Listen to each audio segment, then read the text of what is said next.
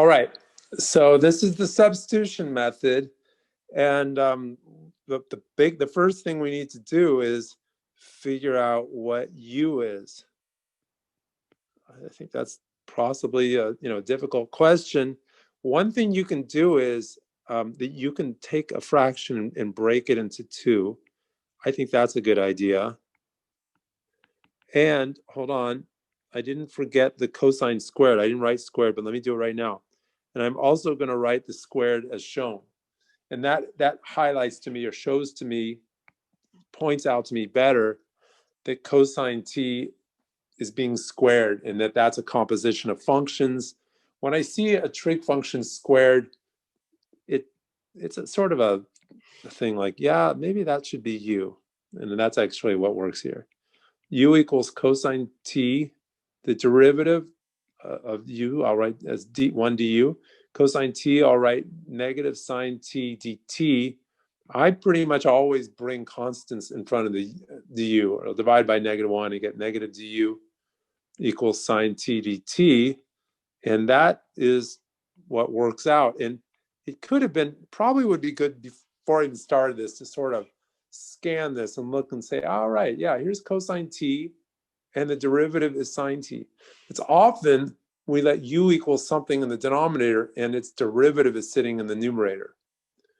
By the way, the derivative of sine t is cosine t, but that wouldn't work because cosine's in the denominator. So, okay, so we got that part. Now, let's look at these endpoints, these bounds. X equals 0 to x equals pi over 6. I'm going to change those to correspond to values for u. When x equals 0, u equals cosine 0, which is 1. Should I think I'm just going to leave that there, that the cosine 0 is 1.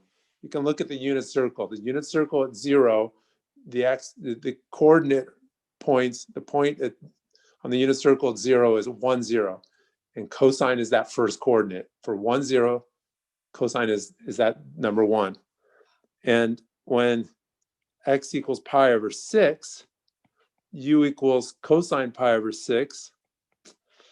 That maybe is a little bit more difficult to see right off the bat. I didn't put graph paper here, but pi over 6 corresponds in degrees to 30 degrees. And I like degrees when I'm using triangles, but for the most part, we use radians. I mean, really, in calculus, it's not just a quirky thing on my part. Calculus is set up with radians. If you're aware, one way to label this triangle is as I'm showing here, and opposite the 30 is 1, the short side, and then hypotenuse 2, and then that leads rad 3. And so therefore, cosine theta, cosine 30 degrees is adjacent over hypotenuse, and that's rad 3 over 2. Okay, so what am I going to do with those numbers? I am going to, when I change the bounds of integration, I'm going to change, when I change from cosine t to u, I'm going to change the bounds of integration also. Changing everything. So now I'm going to go from to u equals 1 to u equals rad 3 over 2. We see, I wrote down that when x equals 0, u equals 1. So I changed to u equals 1. When x equals pi over 6, u equals rad 3 over 2. I do that. Then I have 1 over cosine t is u, as I'm showing here, 1 over u squared, and then sine t dt is negative du. Let's bring the negative all the way to the front.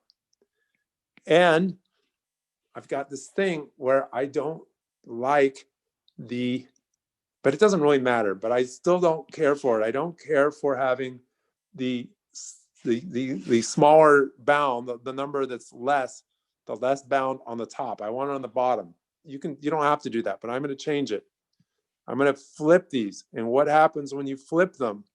You flip them and you change the sign. Oh gosh, should I write a little note? I guess so. Flip the bounds.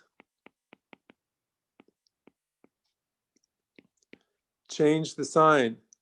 Not sine and cosine. I mean the positive. It was negative, now it becomes positive. That would be better if it rhymes. It doesn't rhyme, like a little thing that someone really clever would think of, a little rhyme so to remember that. In the meantime, also 1 over u squared, I'm going to write as u to the minus 2 power. So I'm sort of doing two things at once. But I flip those bounds so that 1 being greater than rad 3 over 2. 1 is 2 over 2, which is the square root of 4 over 2. And the square root of 4 over 2 is greater than the square root of 3 over 2. It's a bigger number. 1 over u squared is minus 2. Where'd the negative go? Because I flipped the bounds. Now I use the power rule. I add 1 to negative 2, and then I divide by that. And I go from rad 3 over 2 to 1.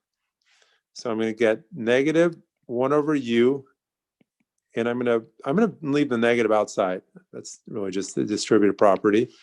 And then, running out of room here a little bit, I'll plug in those values. And, oh my gosh, distributing the negative. The reciprocal of rad 3 over 2 is 2 over rad 3.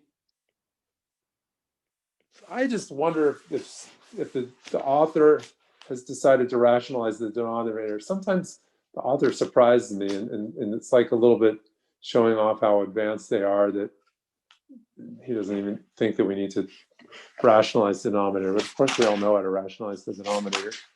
But let's just see what he's doing here. And maybe I made a mistake too. Let's check this out. So, or even wrote down the problem wrong. It happens. Aha! Somehow I feel like I have some connection with the author. I thought he wouldn't rationalize the denominator. He didn't. No, but he did put 2 radical 3 first. Huh. Go figure that. Why wouldn't he rationalize the denominator? He just doesn't feel he wants to. Okay, and he's the boss. So that's the answer they have in the back of the book.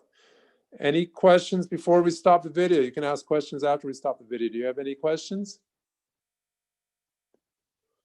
All right. Okay, so the answer matches the back.